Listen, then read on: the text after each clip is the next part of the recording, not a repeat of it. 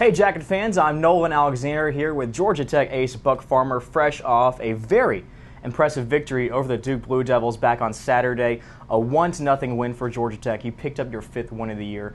Go back to that game. How much fun was it going back and forth with Duke starter Marcus Stroman? It was a lot of fun. I mean, I knew that day was going to be a pitcher's duel between the two of us, but I mean, also it's kind of frustrating just coming in, not really getting that much rest and then having to go right back out there. But other than that, I mean, it was a fun game. I enjoyed every bit of it. Did you go into that game with a chip on your shoulder, given the attention that Marcus Stroman has, and maybe wanted to prove something in that game? Absolutely. I mean, every pitcher wants to do that. It's something that I guess it's a reputation almost to live up to, and something you want to just go after and kind of shut him down and shut the Blue Devils down as well. You were named the ACC Pitcher of the Week following your performance. What does that honor mean to you? It means a lot. It's something I work towards every week in the weight room, in the classroom and on the field. But I mean, it's something that every pitcher would love to have on their record. Right now, you sit this year with a record of 5-2 and 58 strikeouts. That's one of the top numbers in the ACC. How would you describe the way that you fared this season? Well, I've had a couple rough games, as last weekend at Boston College wasn't that good of a start. But I mean, other than that, I'm trying to work some kinks out still. I mean, it's kind of early in the season a little bit. We still have a ways to go, but I think I've done kind of well. But I think there's a lot of room to improve. So this year, you're the Friday starter. Last year, the number 3 guy, the Sunday starter behind Mark Pope and Jed Bradley. Tell us about the transition that it takes to go from Sunday to the Friday guy. Any more pressure added there? Not much more pressure, but it's just kind of one of those things that, Friday and Sunday are great days to pitch on because, one, the team wants to come out and start the weekend off right and get a win, so they're going to be playing their hardest. And then same way with Sunday last season, they came out, had we either if we've won one, lost one, we wanted to get the series definitely on Sunday, or I mean, we've always, you always want to get a sweep. So everybody played especially hard on Sunday as well last year.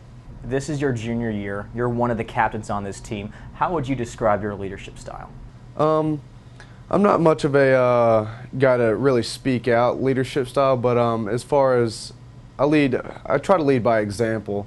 I mean, I hope that just me going out there, getting 3 up, 3 down, working hard on the mound and everything, just kind of, rolls over to the rest of the team, and hope that they feed off of my leadership. There's no doubt you're a hard worker, Buck. And there's some young pitchers on the staff this year, Cole Pitts, Josh Hettinger. Have you taken any of those younger guys under your wing to help guide them this year?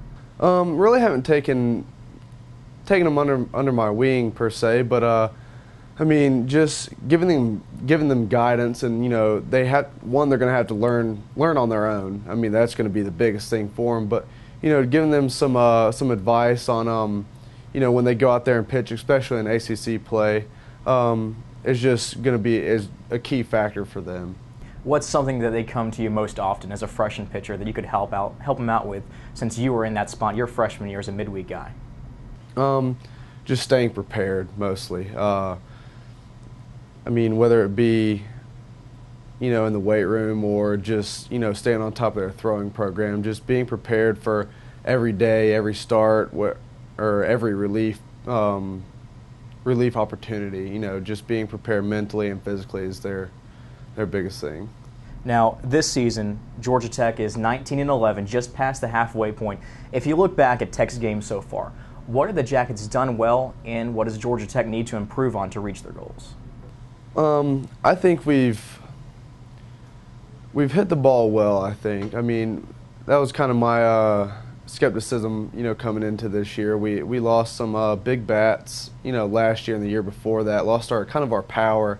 And I knew this year we were going to have to be scrappy, put the ball in play, bunt, and just get runners over any way we can. And our defense has been kind of a little iffy. Our pitching's been okay, been decent, enough to hopefully get wins every time we go out there. But I mean, I think that we've had too many errors this year. But I mean, it's all a work in progress. I mean, this past weekend against Duke was a big victory, big series win for us, and then coming off our win, Kennesaw State, we just need to get things rolling for us.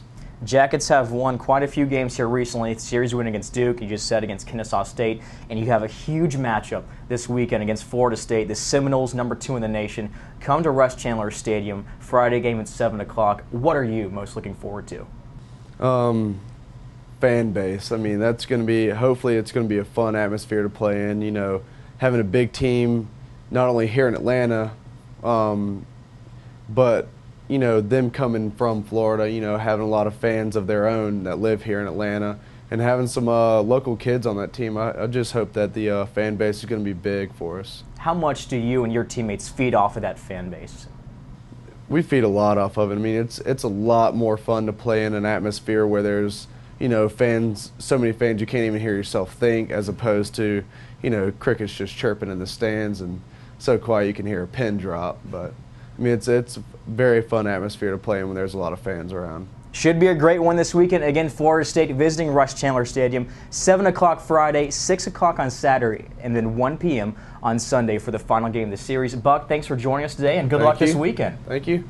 Remember, Georgia Tech fans, you can tune in to RamblinWreck.com for more information about Georgia Tech baseball the rest of this season. Until next time, I'm Nolan Alexander.